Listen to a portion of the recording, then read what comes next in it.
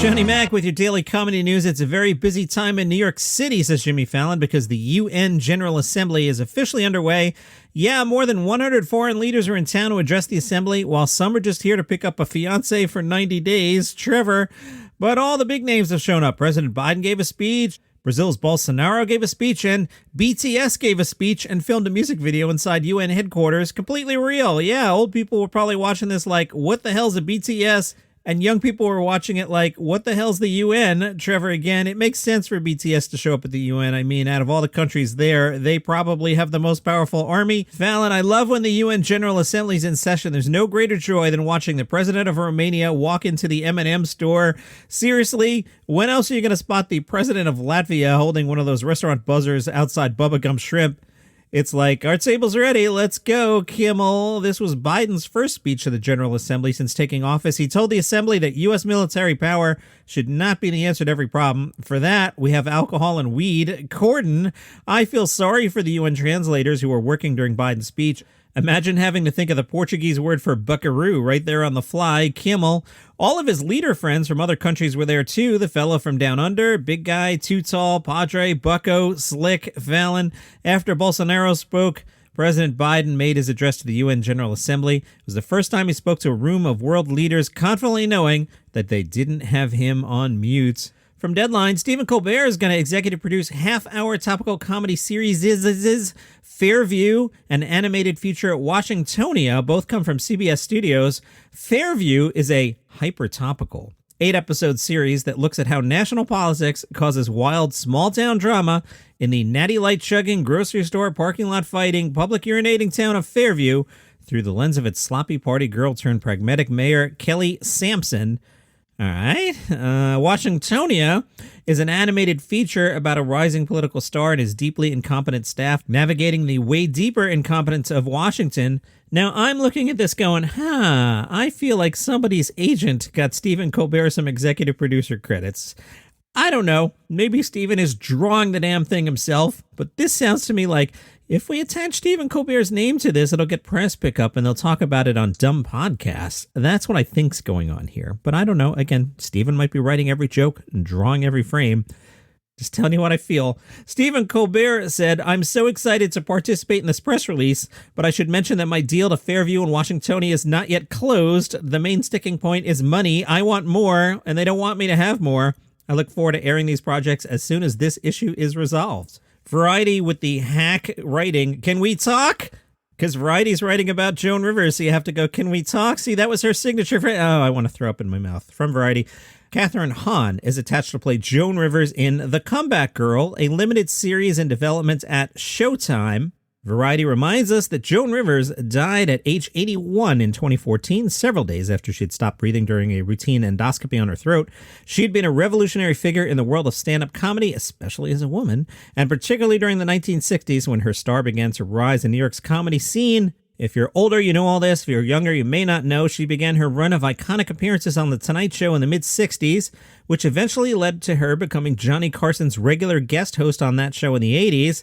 But they had a bitter falling out in 1986. Joan went to the Fox network for her own show called The Late Show starring Joan Rivers. She became the first woman to host a late-night talk show, but also Johnny Carson's competition. Johnny said he hadn't heard the news from her, which hurt him, and he forever banned her from The Tonight Show. I worked with Joan Rivers. That did bother her that she never made up with Johnny. The Comeback Girl is primarily set in the aftermath of the cancellation of The Late Show, which coincided with Joan's husband and Late Show producer Edgar Rosenberg's death by suicide. The logline for The Comeback Girl is trailblazer, adored, cruel, diva. Joan Rivers had a life like no other. At age 54, she was a superstar comedian, and then it all fell apart. The Comeback Girl is the awe-inspiring untold story of how Joan Rivers persevered through near suicide and professional abyss to rebuild herself and her career to become a global icon. Kathryn Hahn, you will recognize her from WandaVision. She was the neighbor. Remember her? Yes, she will play Joan Rivers. So when I heard this, I'm like, cool, I like Joan Rivers. I mentioned I worked with Joan. I'll talk about Joan more in a second. Kathryn Hahn, fine, no problem with the casting. I just don't know how you do Joan Rivers without doing a hacky Joan Rivers impression. She just had such a style. And even the article that I made fun of, like, can we talk? Like, you're going to have to do that. and it's going to be really hard to capture Joan Rivers without doing a lame Joan Rivers impression. You know what I mean? Now, this brings me to Hacks. On HBO Max, I had mentioned a few days ago that now that it won an Emmy, I'm going to be trendy and actually watch it after blowing it off. On Instagram, Mr. Terry Lee Myers was like, yo, you should watch it. And last night, I watched it, and then I hit Terry Lee Myers back, and I'm like, yo, you're not kidding. Hacks is wonderful. I'm recommending it to everyone that I see now. And yeah, I missed the boat on this. I missed the boat on things. Sometimes I'm like, but this is really good. Jean Smart plays a character that is Joan Rivers-esque. They're clearly riding the Joan Rivers trailblazer. You have no idea how hard this was. They're clearly riding that and the Vegas aspect of Joan and the glitz of Joan, and even that Joan Rivers would do QVC stuff. And to that end, one thing that caught my eye as I watched was that Jean Smart's character liked to keep busy, and that really resonated with me. When I was working with Joan Rivers in 2001, 20 years ago, right around now, is right after 9/11, I was producing her radio show every evening at WOR New York. Joan liked to keep busy. She would do QVC either in Philadelphia or up in Toronto, land at LaGuardia Airport at 5:30 and be on the air at 6 o'clock. It was amazing. This was not a woman who liked to sit around. She liked to keep busy. So that resonated with me and Jean Smart's character. Anyway, watch Hacks, HBO Max. I missed the boat. You shouldn't miss the boat. If you want some things to listen to, Kevin Pollak was on Gilbert Gottfried's podcast. I don't know how long ago that episode was, but I finally got around to it. That's a very good listen. And the new episode of Mark Maron has David Chase talking a little Sopranos and about his career. Not really funny, other than Mark Maron's a comedian, but I enjoyed the heck out of that. From Deadline, Amazon Studios has closed a 3-picture first-look film deal with Oscar nominee and Emmy winner Eddie Murphy. Under the deal, Eddie Murphy will star in 3 films for Amazon Studios and develop original film projects for Prime Video and studios with the potential to star. The news comes in the wake of Eddie Murphy's Coming to America being the most watched movie on Amazon Prime in its opening weekend over March 5th to the 7th. An Amazon suit said Eddie's a legend, both in front of and behind the camera. With undeniable comedic and dramatic genius, he's consistently delivering entertaining, original stories and characters to audiences all around the world, blah, blah, blah. Eddie's next project is producing and starring in Netflix's Beverly Hills Cop 4. He'll also star opposite Jonah Hill in a Kenya Barris-directed comedy for Netflix. The downloads are telling me that you guys can't get enough of Norm Macdonald. Neither can I. So, true story, I came home earlier this morning, and the dogs had ate the garbage. And suddenly, Norm's voice took over my voice, and I was like, so the dogs, they ate the garbage. And I actually said that out loud to myself, and I kept doing a bit. I guess they were hungry. They were like, you know what would be good? Garbage. From the Daily Beast, in 1998, Norm Macdonald was fired from SNL, evidently for making too many jokes about a good friend of the NBC West Coast president, that friend, O.J. Simpson. And now we learned that longtime NBC executive Don Ohlmeyer tried and failed to get Norm Macdonald banned from Late Night with Conan O'Brian. Conan recently dropped an episode that was a tribute to Norm. You should absolutely check that out. I've mentioned that on this podcast before.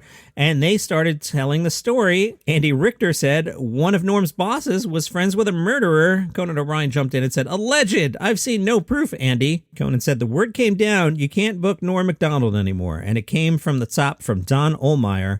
Because Ohlmeyer was responsible for giving Conan O'Brien Late Night 5 years earlier, Conan said he felt feelings of loyalty towards him, so he was conflicted, and he wrote a letter saying, I got this directive. You hired me to do the best show I can, and this is my best guest. I need to do my job, which is the best show I can do. Conan said Ohlmeyer responded with something like, I expected better from you. Ouch! Yikes! Conan talked about his all-time favorite Norm Macdonald joke. It was one of many OJ jokes that Norm told on SNL.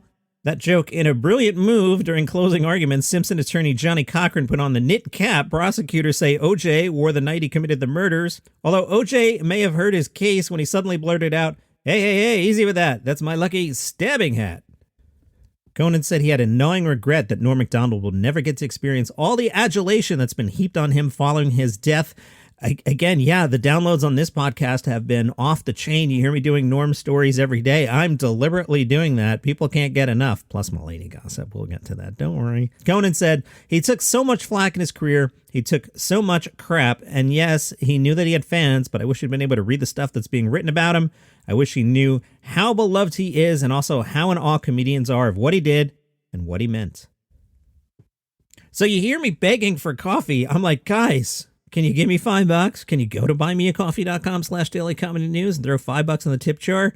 Well, Nikki took pity on me and wrote, hey, thanks for your work on this each day. How many times have you had to say testicles or some derivative in the last week? Thanks, Nikki. Well, Nikki, it's been a lot, right? Everybody liked those Nicki Minaj jokes on the late night. I just read them.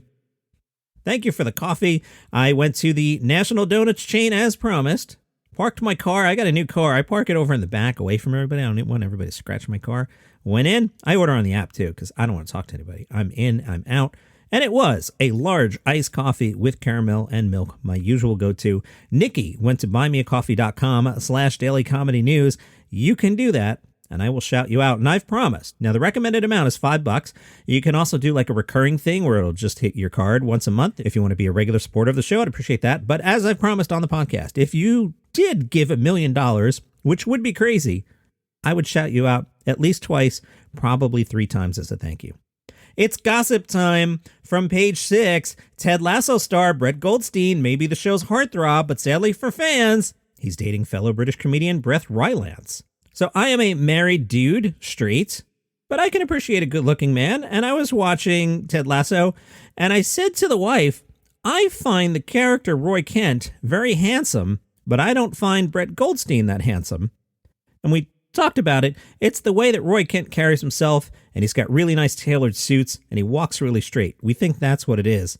But apparently, Beth Rylance, she likes Brett Goldstein. You know, Ted Lasso has made it when Page 6 is gossiping about some guy that was a random British comedian 2 years ago. Now you're on Page 6, and we're talking about who you're dating as if you're John Mulaney. Oh, we're going to get to that as well. In an expletive-ridden acceptance speech for the Emmy, the 41-year-old actor told Rylance he loved her, to which she responded on Instagram, I want to cry so bad, but I don't think I can spare the moisture. Rylance also joked on Twitter about her Emmy Sunday. It was different than her boyfriend's. Today is the day that my boyfriend goes to the Emmys as a Best Supporting Actor nominee, and I'm at home on my second load of laundry. Just to confirm, my boyfriend is Kenan Thompson of SNL. Great joke. After Brett Goldstein picked up his trophy, Rylance tweeted, my godmother has just texted me to say congratulations on my boyfriend's Grammy Award. And that's why I love her. Oh, we've got more gossip. Chelsea Handler, she gushed in a new Instagram post that she's finally in love. Did she finally admit it? She's in love with Jo Koy. Been telling you about this. She was on the Insta and said, just sitting here in Mallorca, thinking about how grateful I am to have so many people that I love in my life, to live the life I do, and to be going on tour, doing what I love. And that I'm finally in love with the best kind of guy there is. There's hope for everyone, that kind of stuff. Her A-list pals chimed in. Kate Beckinsale said, so happy to hear this, you big, beautiful bitch. And then a heart. Paris Hilton said, so happy for you. Katie Couric, what is this list? Happy you're happy. Is that a dig? From Cheat Sheet, John Mulaney fans are now looking at skits about Anna Marie Tendler in a different light. Uh-oh.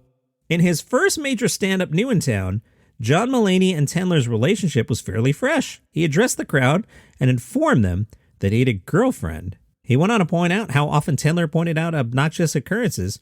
In his next stand-up, The Comeback Kid, Mulaney revealed that they had recently gotten married. He referred to her as a bossy little Jew. In Kid Gorgeous, his 2018 Netflix special, Mulaney quipped that he asked his then-wife if he could talk about her on stage. He noted that she requested that he not call her a B-word. He finished the joke by saying, also, I would never say that, not even as a joke that my wife is a B-word and I don't like her. That's not true. My wife is a B-word and I like her so much.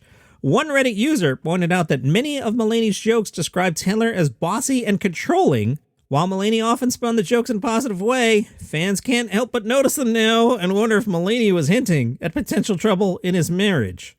I don't know. Also, have you seen Olivia Munn? I like her in a Roy Kent kind of way. Easy on the eyes. And that is your comedy news for today. Follow the show on Apple Podcasts, Google Podcasts, Spotify, Instagram at Daily Comedy News, or buymeacoffee.com/Daily Comedy News. See you here tomorrow.